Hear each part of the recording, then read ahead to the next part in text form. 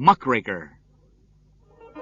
Words and Their Stories, a program in special English.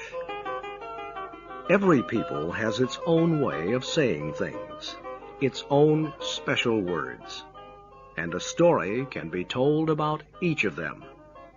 Our word today is muckraker. Politics has given Americans many of their most colorful words.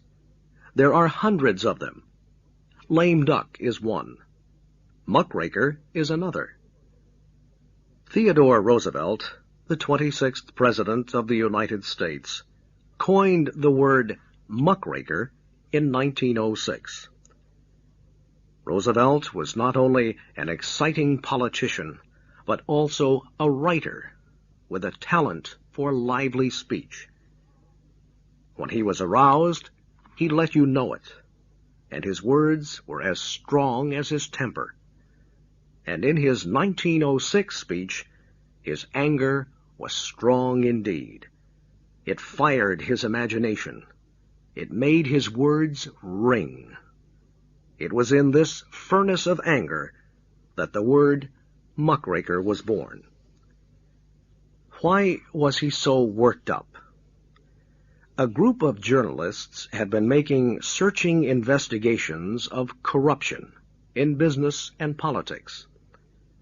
The early years of the 1900s gave them a rich field for such investigations. Their reports shocked the people. As the nation's chief leader at this time, President Roosevelt felt that the investigators had gone too far.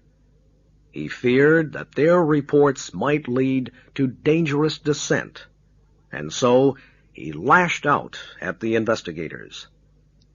He declared that they were like the man in Pilgrim's Progress, a book by the English writer John Bunyan.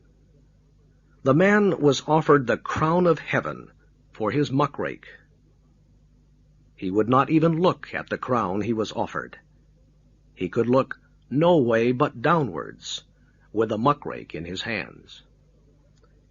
Roosevelt felt that the investigators of his time were just like this man, raking the muck with wild, irresponsible charges against leading business companies and their control over politicians.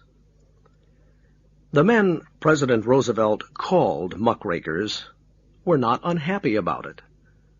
They knew that Roosevelt himself was a reformer and was really one of them, and they accepted the name with pride.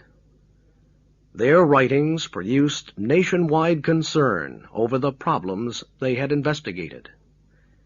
The Jungle by Upton Sinclair and The Shame of the Cities by Lincoln Steffens became national bestsellers.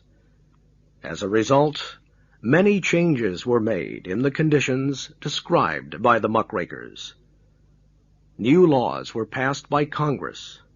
Greater government control was begun over national evils that had existed for many years.